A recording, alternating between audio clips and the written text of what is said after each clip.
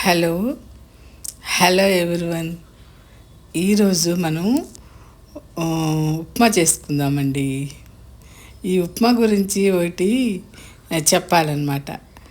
ఈ ఉప్మా చేయడానికి బియ్యం రవ్వ అవసరం కదా.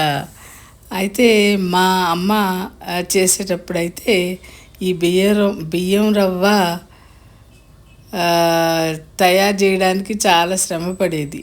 ఆ టైంలో మిక్సీలు లేవు.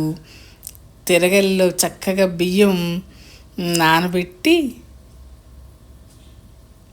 ఆర ఆరబెట్టి తిరగలిలో రవ్వ చేసి దాన్ని జల్లించి అప్పుడు చేసేదండి. అప్పుడు రవ్వ రెడీ అయ్యేది. కానీ ఇప్పుడు మనకంతా రెడీమేడ్ వస్తున్నాయి కదా. మా టైంలో కూడా మేము యంగ్గా ఉన్నప్పుడు కూడా కొత్తగా వంటలు చేసేటప్పుడు మిక్సీలో వేసేవాళ్ళం. ఇప్పుడు రెడీమేడ్ వస్తున్నాయి కదా.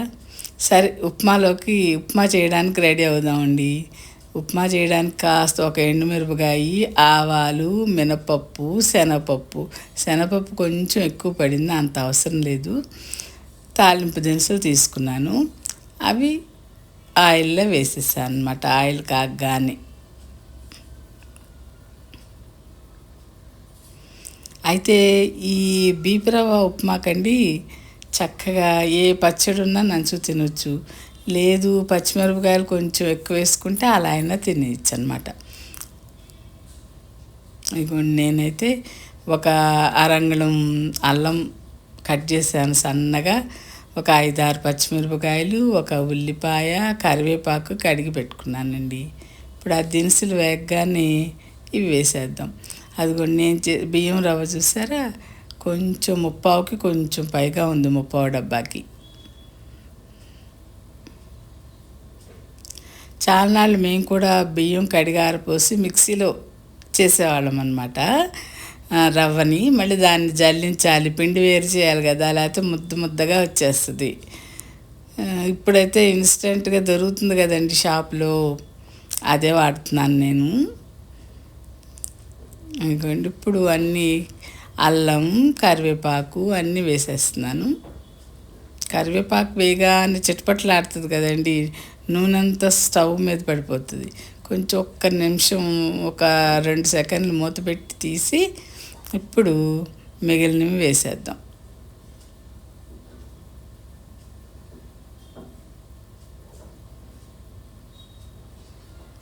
ఉల్లిపాయ, పచ్చిమిరపకాయలు కూడా. ఉల్లిపాయలు ఉప్మాకు పొడుగ్గా కోసుకుంటాం కదా. అయితే ఈ ఉప్మాలో నచ్చిన వాళ్ళు క్యారెట్ ముక్కలు, మన ఫ్రెంచ్ బీన్స్ కూడా వేసుకోవచ్చు. నేను ఇంట్లో ఫ్రెంచ్ బీన్స్ ఉంటే కనుక ఫ్రెంచ్ బీన్స్ వేస్తానండి. క్యారెట్ పెద్దగా నచ్చదు ఉప్మాలో మాకు, అందుకని ఫ్రెంచ్ బీన్స్ వేస్తానన్నమాట.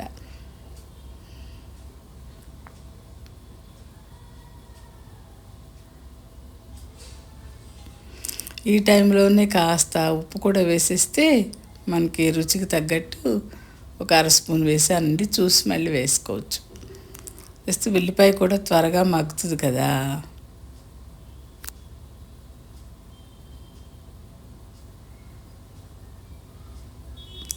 రవ్వ అదండి, ఆ రవ్వ కూడా వేసి కొంచెం వేయించినట్టు చేయాలన్నమాట.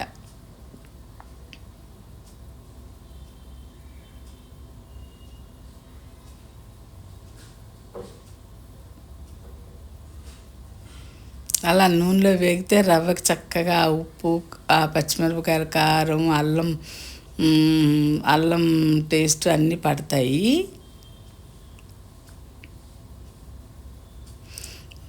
మాడకుండా కొంచెం సేపు అలాగా.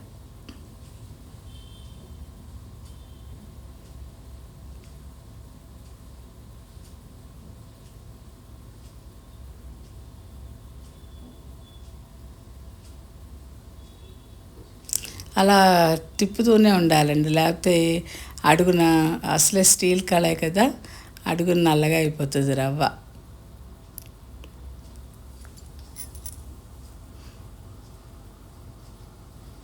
ఇప్పుడు వాటర్ పోసేద్దామండి.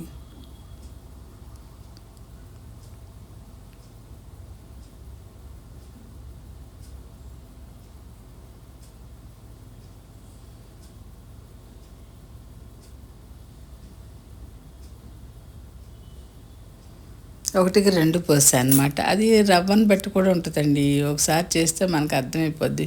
కొంచెం పాత బియ్యంతో అయితే 2 మీద ఇంకొంచెం పొయ్యాల్సి వస్తుంది. రవ్వ కొంచెం త్వరగా ఉడుకుతుంది అనుకున్నప్పుడు ఒకటికి 2 అయితే సరిపోతుంది అనమాట. అలాంటప్పుడు ఎక్కువ పోసేస్తే మళ్ళీ ముద్దలాగా అయిపోతుంది, బాగుండదు. అయితే చక్కగా మెత్తగా ఉడకనివ్వాలండి, మధ్య మధ్యలో కదుపుతూ.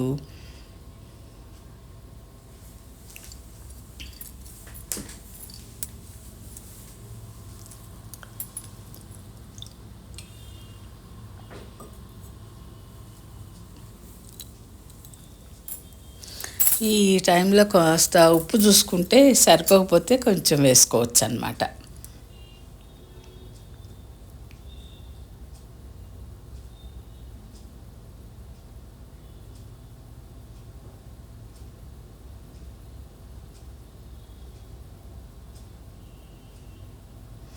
కొంచెం ఉప్పు తగ్గినట్టుందని కొద్దిగా వేస్తున్నానండి. ఉప్పు సరిపడా ఉంటే బాగుంటుంది కదా.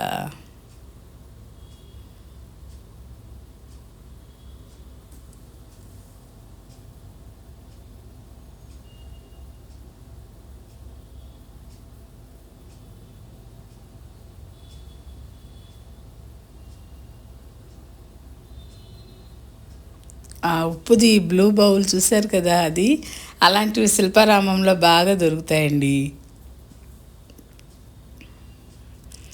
ఎవరైనా శిల్పారామం విజిట్ చేసినప్పుడు అలాంటివి కొని తెచ్చుకోవచ్చు అనమాట, పింగాణివి.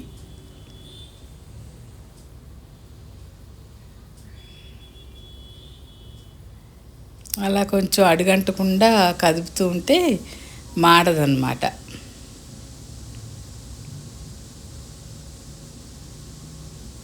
అయితే నాన్ స్టిక్ అయితే చక్కగా అడుగంటకుండా వచ్చేది, కానీ నాన్ స్టిక్ మళ్ళీ ఇప్పుడు వాడొద్దు అంటున్నారు కదండి.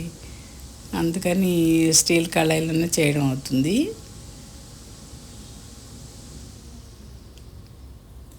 అయితే కొన్నిటికి ఇప్పటికీ నేను ఎప్పుడన్నా ఓసారి కదా అన్నట్టు నాన్ స్టిక్ వాడుతున్నాను. కాకపోతే మ్యాక్సిమం అంతా స్టీలేనండి. పప్పు ఉడికించే కుక్కర్తో సహా స్టీల్దే తీసుకున్నాను. చక్కగా రవ్వ మెత్తగా ఉడకపోతే బాగోదు, అలా మగ్గే వరకు ఉంచాలండి.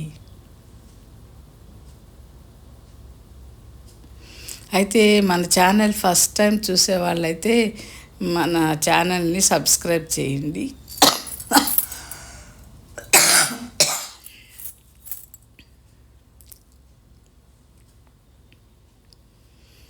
సబ్స్క్రైబ్ చేసిన తర్వాత బెల్ ఐకాన్ వస్తుంది కదా, దాన్ని కూడా క్లిక్ చేస్తే వీడియో పెట్టగానే మీకు నోటిఫికేషన్ వస్తుంది అన్నమాట, చూడొచ్చు.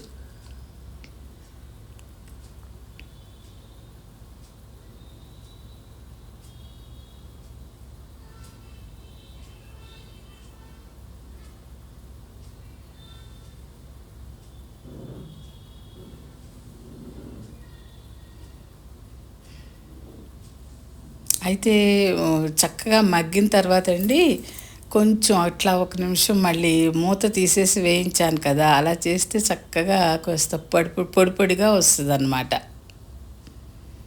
అలా కంపల్సరీ మూత తీసి కొంచెం వేయించాలి ఉప్మాని.